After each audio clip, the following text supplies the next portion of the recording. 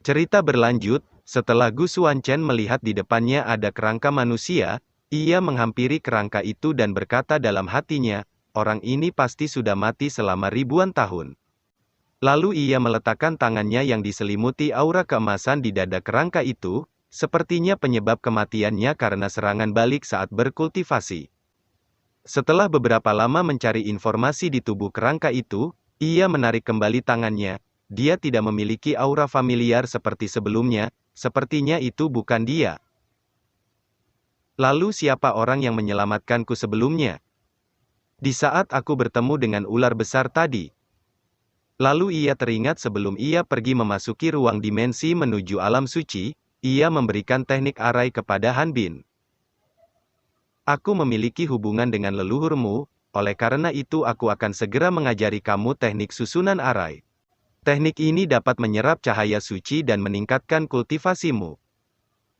Jika ada cahaya suci lain di benua Qingyun, itu dapat diserahkan kepada keluarga Hanmu untuk menanganinya sesuka hati. Terima kasih Senior Gu. Mengingat itu ia menjadi sedikit lega, untungnya, aku sudah mengatur segalanya sebelum memasuki lorong dimensi. Dengan Han Bin di sana, kebanyakan orang di tempat suci akan berpikir bahwa aku masih berada di benua Qingyun. Dan aku akan diam-diam, menyelidiki mereka dan melihat wajah musuh yang sebenarnya dan mengejutkan mereka.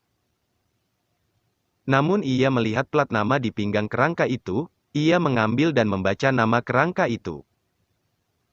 Gu San Tong. Namun dari luar terdengar orang-orang yang berteriak, dengan hormat mengundang paman untuk pergi keluar. Mendengar itu Gu Xuanchen berkata, "Paman? Orang ini adalah paman mereka?" Dan di luar terdapat banyak orang yang menunggu di depan pintu. "Paman Guru, semua guru yang dihormati telah tiada, saya harap Anda akan keluar dan memimpin situasi keseluruhan untuk aula Tianwu kami." Dia adalah Zhao Gaofeng. Kakak tertua, paman belum keluar, mungkinkah dia? Ia adalah Zhou Qiang.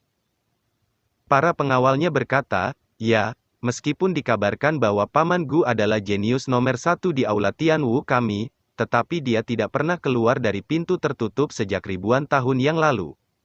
"Itu, kakak laki-lakinya, tuan kami, semua orang telah meninggal, mungkinkah dia juga?" Lalu Zhao Gaofeng mengeluarkan pedangnya sambil berkata, "Jika begitu, maka kita hanya bisa melakukan apa yang guru suruh kita lakukan." Semua murid mematuhi perintah, atur teknik 7 bintang, hancurkan formasi. Baik. Namun tiba-tiba pintu goa terbuka, dan muncul Gu Xuanchen dari dalamnya. "Kakak tertua, apakah itu dia?" Zhao Gaofeng melihat Gu Xuanchen, lalu mereka semua bergegas berlutut, "Kami telah bertemu paman." "Murid ini tidak tahu bahwa Anda masih hidup, jadi dia secara tidak sengaja mengaktifkan teknik penghancuran formasi, mohon maafkan saya."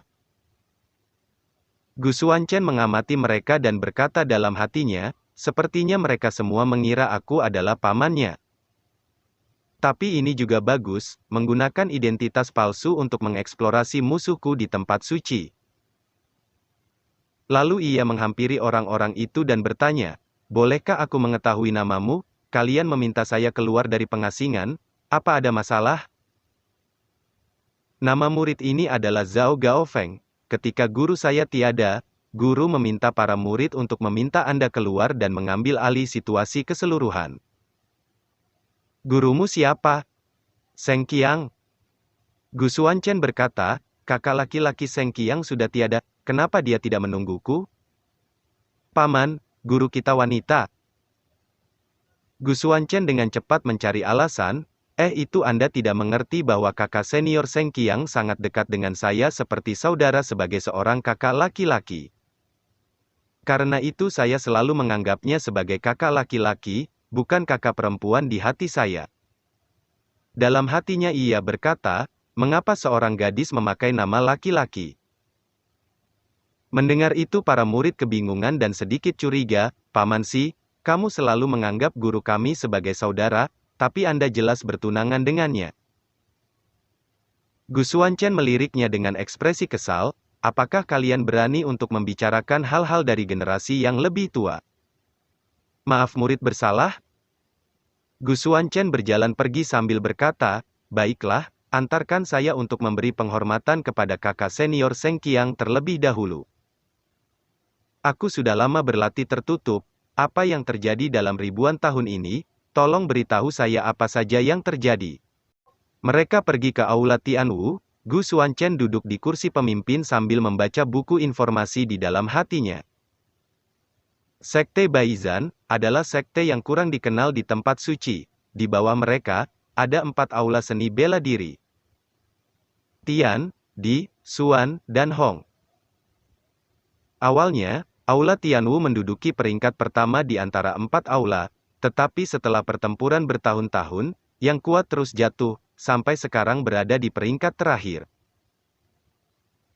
Menurut aturan Sekte Baizhan, jika tidak ada sesepuh yang memimpin keseluruhan situasi, aula Tianwu akan dibubarkan, dan para murid akan dibagi ke 3 aula lainnya. Jadi inilah mengapa mereka bersikeras agar Gu Santong keluar dari pengasingan untuk memimpin situasi secara keseluruhan. Zhou Qiang bertanya, Saudara Zhao, ini sangat aneh, mengapa saya merasa aura di tubuh paman sangat lemah, sepertinya itu tidak sebaik kita. Murid di sampingnya menanggapi, ya, saya merasa aura di tubuh master mirip dengan orang-orang di tahap awal alam Vientin. Zhao Gaofeng meminta mereka untuk diam sambil berkata, kalian tidak terlalu mengenal paman. Dia adalah jenius seni bela diri nomor 1 di aula Tianwu kita, dan dia berdedikasi untuk mengejar jalan tertinggi, jadi dia telah berkonsentrasi pada retret selama bertahun-tahun.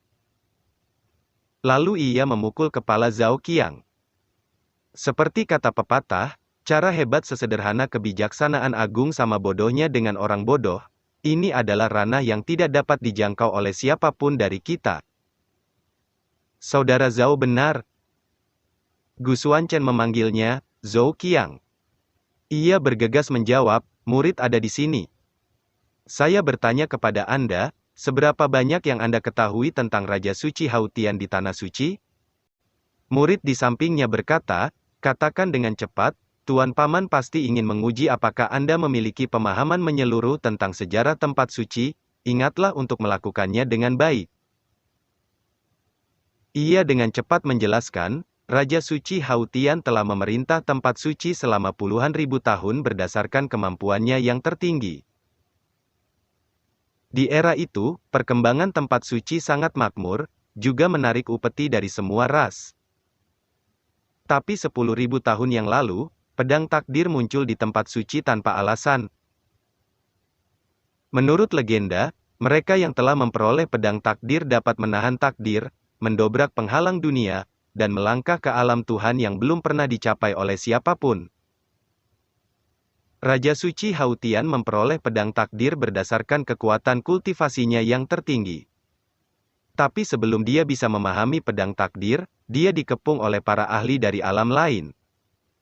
Legenda mengatakan bahwa ketika dia terluka parah, Raja Suci menyegel rahasia pedang takdir dan apa yang telah dia pelajari sepanjang hidupnya di dalam tubuh ke-9 putra sucinya. Dan mati-matian menyembunyikan putra-putranya di suatu sudut tempat. Lanjut, dalam hati Gu Xuanchen ia berkata, ke-9 putra suci? Ia melanjutkan penjelasannya, beberapa orang mengatakan bahwa Raja Suci menyegel rahasia di dalam tubuh putra yang diberkahi. Tetapi ada juga orang yang mengatakan bahwa dia adalah bagian yang disegel dalam tubuh setiap putra suci, dan dibutuhkan 9 putra suci untuk menemukan rahasia masa lalu. Tidak ada cara untuk memverifikasi kebenaran berbagai legenda itu, dan tidak ada yang tahu keberadaan putra suci ke-9. Gu Xuanchen berkata dalam hatinya, dari sudut pandang ini, aku memang salah satu dari 9 putra suci.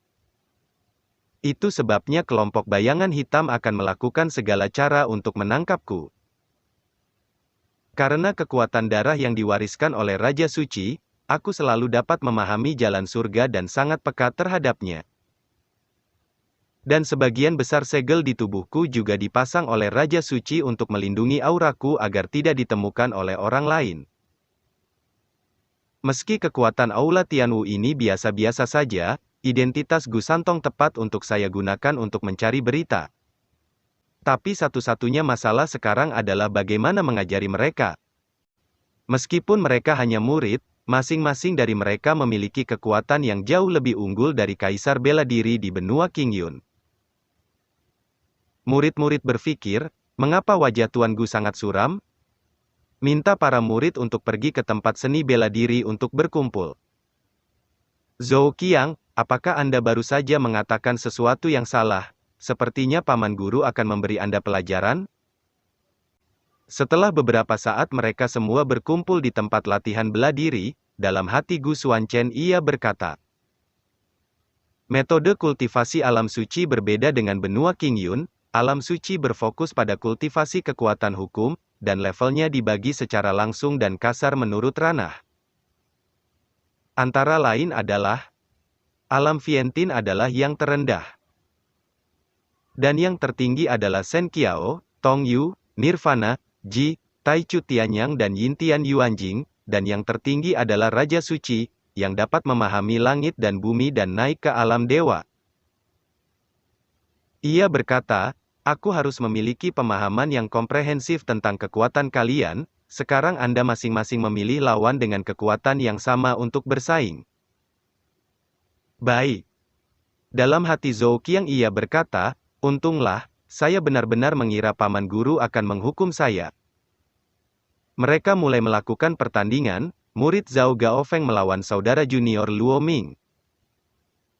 Dalam hati Zhao Gaofeng ia berkata, Paman Gu ini benar-benar jenius yang legendaris, sekarang dia ingin mengajari kami cara berlatih, aku harus memanfaatkan kesempatan ini. Mulailah. Zhao Gaofeng mulai melakukan serangan. Serangan pertama masih bisa ditahan Luo Ming, serangan kedua Luo Ming mulai kewalahan. Gu Xuanchen terus mengamati pertandingan mereka, hingga Luo Ming terkena serangan dan mundur ke belakang, dia dinyatakan kalah. Cukup. Mereka berdua mulai berhenti bertarung, terima kasih Junior Luo, terima kasih, atas belas kasih Senior Zhao. Selanjutnya, murid Yan Jingkai melawan saudara seperguruan Xianyun. Sambil mengamati pertandingan mereka Gu Xuanchen berkata dalam hatinya, apakah para prajurit di tempat suci ini mengendalikan kekuatan hukum, atau penggunaan seni bela diri jauh melampaui apa yang bisa ditandingi oleh para pejuang benua Qingyun? Jika benua Qingyun mengambil pelatihan aura, maka orang-orang di alam suci mengambil pelatihan kekuatan hukum yang lebih sombong. Tetapi karena populasi Aula Tianwu menurun, apakah tidak ada orang yang memiliki kekuatan untuk membimbing para murid ini? Jauh dari mengerahkan kekuatan gerakan yang paling kuat. Namun terlihat dalam pertandingan Yan Jingkai yang dihajar habis-habisan. Gu Xuanchen memberi saran, Qi sedang berjalan, pergi ke pusat Qi terlebih dahulu, lalu pergi ke titik Wu Wei. Mendengar itu ia langsung melakukan apa yang diucapkan Gu Xuanchen, yang membuat tubuhnya diselimuti aura keemasan. Lalu ia mulai melawan balik Xianyun, dan berhasil memukul mundur lawannya. Apa aku benar-benar menang? Pertandingan berikutnya, Zhao Gaofeng melihat ke arah Gu Xuanchen, dan murid di sampingnya berkata, kakak senior Zhao, gerakan yang baru saja diajarkan paman senior Gu kepada kakak senior Yan tidak sesuai dengan catatan dalam klasik sekte Tianwu. Tapi lebih mirip dengan jalan surga? Gu Xuanchen lanjut memberi nasihat, kumpulkan niat pedang di tangan kiri. Melihat Gu Xuanchen mengajari murid-murid Zhao Gaofeng mulai mengaguminya, dalam hatinya ia berkata, guru benar, Paman Gu benar-benar jenius yang unik. Penyelamat akhirnya turun di aula Tianwu kami. Gu Xuanchen berpikir, darah guru suci memang berguna. Selama Anda memahami kekuatan surga dan hukum, dan mengajari murid-murid ini, itu tidak akan menjadi masalah.